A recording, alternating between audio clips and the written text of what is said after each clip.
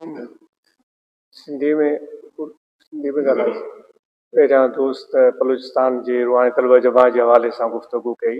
नौजवान उतां जे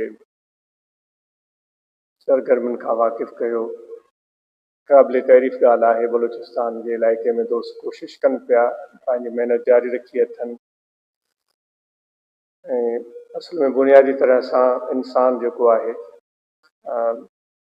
हिकु सोबत में, जमायत में, सोसाइटीअ में रहणु पसंदि कंदो आहे। अकेलो रहणु कंहिं बि हिकु इंसान लाइ मुश्किल आहे, ॾुखियो आहे।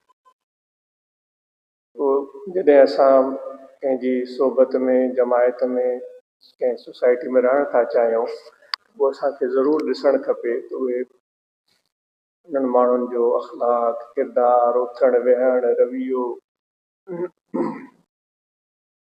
जे भटाई साहिबु चयो आहे त हल उन्हनि साण हल जेके हली था ॼाणनि, हल न साण ॿियनि मथां हली हाल विञाए। वेह उन्हनि साण वेह जेके वेही था ॼाणनि, वेह न साण ॿियनि मथां वेही वेल विञाए। अकेला रही कोन था सघूं, असांखे सोबत खपे, असांखे जमायत खपे। जमायत जो मतिलबु इहो आहे त हिकु सोसाइटी खपे, ग्रुप खपे जंहिंजो हिसो थियूं, पंहिंजे हुनर खां, पंहिंजे फ़न खां, पंहिंजे सलाहियत खां ॿियनि खे वाक़िफ़ कयूं। कंहिंजो आवाज़ु सुठो हूंदो आहे, कंहिंजे जिस्म में तवानाई ताक़त हूंदी आहे, कंहिंजो दिमाग़ु आला हूंदो आहे। पोइ अहिड़े क़िस्म जा पाण में जॾहिं गॾिबा आहिनि ऐं उन्हनि जो उहे सभु तवानायूं कमु अचणु शुरू थींदियूं आहिनि। जो उन पूरे हिकु मजमूए जो रुख़ सिधो हुजे, उहे काफ़ी बहितर कमु करे सघनि था। जे क़ुरान मजीद खे ॾिसे त उन में बि अलाह ताला इहो फरमायो आहे त वकूनू मा सादिकीन, यानी कि सादिकीन जो लफ़्ज़ इस्तेमालु कयो वियो आहे, सादिक जी जॻह ते सादिकीन। ऐं ईअं चइजे आहे त हिकिड़े सचे सां वञी गॾिजो, इहो बि थी पिए सघियो। अलाह तबारक व ताला जमा जो लफ़्ज़ इस्तेमालु कयो आहे, यानी तव्हां सचनि सां गॾिजी वेहो। हीअ जेका असांजो जेका कोशिशि आहे जमायत जी, मिलियल जुलियल गॾियल, इहा आहे त हिक ॿिए सां ॻंढियल रहूं, हिक ॿिए सां गॾिजी वेहूं, पंहिंजे मुस्बत सरगर्मियुनि खां वाक़िफ़ हिक ॿिए खे कयूं। छो त हीअ बुनियादी तरह सां तरीक़त जो प्लेटफॉर्म आहे, जंहिंमें ज़िक्र जी ॻाल्हि थींदी आहे, जंहिंमें मुराक़बे जी ॻाल्हि थींदी आहे, जंहिंमें बातिन जी इस्लाह जी ॻाल्हि थींदी आहे, क़ल्ब जी सफ़ाई जी ॻाल्हि थींदी आहे, अल्लाह ताला जे क़ुर्ब जी ॻाल्हि थींदी आहे, हुज़ूर अलैहिस्सलातु वस्सलाम जी मुहबत जी ॻाल्हि थींदी आहे। बुनियादी तरह सां हीअ जेको बि दर्जाणी आहे जंहिं असांखे हिते गॾु कयो आहे, उनजो वजह बुनियादी इहो आहे। सो जेकॾहिं नौजवान असांजा उहे गॾिजी वेहनि था पाण में, उन्हनि जूं सोचूं सिधियूं सुठियूं आहिनि, यकीनन अल्लाह ताला जी रहमत मां उमेद आहे त उहे सादी ज़िंदगी गुज़ारे सघनि था, पंहिंजे लाइ बि पंहिंजी औलाद लाइ बि। सो जेकॾहिं अवां उते बलूचिस्तान जा दोस्त आहियो, अवां लाइ तमामु सुठो बेहतरीन मौका है अगर आप इस मौके से फ़ायदा उठाएं और एक वफ़द तश्कील दें, जिस तरह वो शफीक नौजवान शफीक बता रहे थे कि हमने एक दो जगह हैं, एक दो नए इलाके सोचे हुए हैं, वहाँ भी जाकर ये पैगाम लोगों तक पहुँचाएंगे। वो एक वफ़द की सूरत में जो चले जाएं आप, अगर आपको हालात इजाज़त देते हों, सूरत हाल ठीक हो, सेहत सलामती मुकद्दम होती है, तो आप कर सकते हैं। और सिंधी में चवंदा आहिनि 2 त 12, अगर आप 2 होंगे या 3 होंगे या 4 होंगे तो उसका और भी असर होगा और इससे सफ़र भी अच्छा रहेगा। तो सफ़र में फिर दिल भी बड़ा होना चाहिए, एक दूसरे का ख्याल रखना, अपनी ज़रूरत से ज़्यादा अपने सफ़र का, हम सफ़र का ख्याल रखना, ये भी सफ़र के आदाब में से है। तो उम्मीद है कि ये नौनिहाल जो हमारे वो नौनिहाल का भी उन्होंने जिक्र किया, नौनिहालों को भी मौके मिलते हैं, तो ये बड़ी अच्छी बात है हमारे वो। पहले तो ये है कि हमारे बच्चे तालीम हासिल करें। तो जितने भी नौनिहाल, अंजुमन नौनिहाल रूहानिया के मेंबरान हैं, क्या वो स्कूल जाते हैं?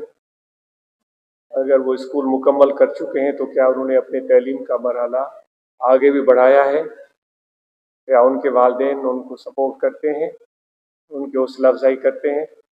क्या हम में से जो माँ बाप हैं, जिस स्कूल में बच्चे पढ़ते हैं, अपने बच्चों की तैलीमी सूरत हाल को मालूम करने के लिए कभी हम उस्तादों से मिले हैं? जाकर उनसे मिलें, उनसे पूछें कि हमारे बच्चे की सूरत हाल क्या है और हम इसको अहमियत देते हैं। हालांकि कितना अहम और ज़रूरी काम है, आप खुद समझ सकते हैं।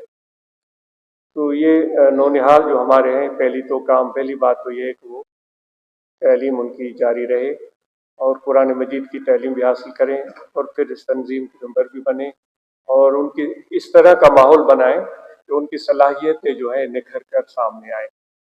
किसी की आवाज़ अच्छी होगी, वो नात सुना सकता है हुजूर अलैहिस्सलातु वस्सलाम की, कोई अच्छा बोलने वाला है वो तकरीर कर सकता है। इतने सारे मज़ामीन हैं, ये चीज़ें इस नौकरी में जब सीख कर स्कूल, कॉलेज, यूनिवर्सिटी तक पहुँचेंगे तो उनकी सलाहियतें और भी माशाअल्लाह बेहतरीन होंगी। और फिर दीनमन साहब ने आवाज़ सुनाया, सूमर चैनल जा दोस्त माशाअल्लाह मोहब्बत वारा पुराना सिक वारा दोस्त आहिनि ऐं उन्हनि जी वाबस्तगी मोहब्बत उन्हनि जे लाइ एज़ाज़ आहे। ऐं उन्हनि जहिड़े नमूने ॿुधायो त रमज़ान जो उन्हनि इस्तक़बाल कयो आहे, जो मस्जिदुनि में उन्हनि रौनकूं कयूं आहिनि, जो निमाज़ूं थियनि थियूं, तरावी थियनि थियूं। ॾाढी सुठी ॻाल्हि आहे, अहिड़ो सुठो माहौल ठाहियो जो माण्हू नओं माण्हू अची उन मां ख़ुशि बि थिए ऐं कुझु पहिरां सिखे। हिकिड़ी ॻाल्हि बि के असां सिखी वरिती न, उहा असांजे लाइ वॾी कारआमद थी वेंदी। बची जाए हिकु माण्हू काफ़ी ॻाल्हियूं सिखे। जेकॾहिं हिन मौक़े ते तव्हां असांजे दोस्तनि खे कुझु अहिड़ियूं ज़रूरी निमाज़ जा बारे में, वज़ू जे बारे में, रोज़े जे बारे में, हज ज़का जे बारे में कुझु उन्हनि खे मालूमात फ़राहम कयो था ऐं इहा उन दोस्तनि जी मालूमात वधंदी। ऐं माशाअल्लाह तव्हां सभु समझदार आहियो। कॾहिं बि न दीनी मामले में न दुनियावी मामले में असां पाण खे मज़ूर ऐं लाचार कॾहिं बि न सम्झूं। कंहिंखे बि इजाज़त न हुअणु खपे असां मंझां जो कंहिं ॿिए जे मथां पंहिंजे दीन जे बुनियाद ते, इल्म जे बुनियाद ते हू ज़ोर आज़माई करे ऐं पंहिंजी ताक़त जो मुज़ाहिरो करे। इहा ॻाल्हि बिल्कुलु नाक़ाबिले क़बूल आहे। असां सभु बराबरि आहियूं। असां सभिनी खे अलाह ताला सम्झ सां नवाज़ियो आहे। कंहिंमें कहिड़ा गुण, कंहिंमें कहिड़ा गुण। तो कॾहिं बि अवां कंहिंजे लच्छेदार गुफ़्तगू, ज़ोरदार या छा चइबो आहे त असां घणो गले ते ज़ोर ॾेई ॻाल्हाईंदा आहियूं, रड़ियूं कंदा आहियूं, इन खां मुतसिर थियण जी ज़रूरत न आहे। असुलु ॾिसो त उहो चवे छा पियो, उनजी माना छा आहे, उनजो मफ़हूम छा आहे, उनजो पैगाम छा आहे, उनजो असरु छा आहे, उनजो नतीजो छा आहे, उनजो फ़ाइदो कहिड़ो आहे। उहा जो हिकु असां सभिनी जो हिकु हिकु मिंट क़ीमती आहे दोस्तो। छो अहिड़ो असां पंहिंजो वक़्तु बर्बादु कयूं। जीअं बिटाई साहिबु चयो आहे त मणिया तूं कीअं मेरो रहे जॾहिं हुए हबीबनि वटि। माना मणियो त ख़ूबसूरत मणे खे तव्हां मोती बि चई सघो था, तस्वीर जो दाणो बि चई सघो था। तूं कीअं मेरो रहिजी वएं। हिकु तस्वीर जे माला में तूं पोयल हुए, तूं कीअं मेरो रहिजी वएं। जॾहिं हुए अहिड़े सुठे साथ में, इहे असरात थींदा आहिनि जॾहिं असां पंहिंजो हुन सुठे हिकु सोसाइटी, सुठे माहौल खे जॾहिं कंहिं हिकु ॿिए माहौल तरफ़ ईंदा आहियूं, उहे असरात दिलि ते मुरतब थियनि। बहरहाल, महिरबानी।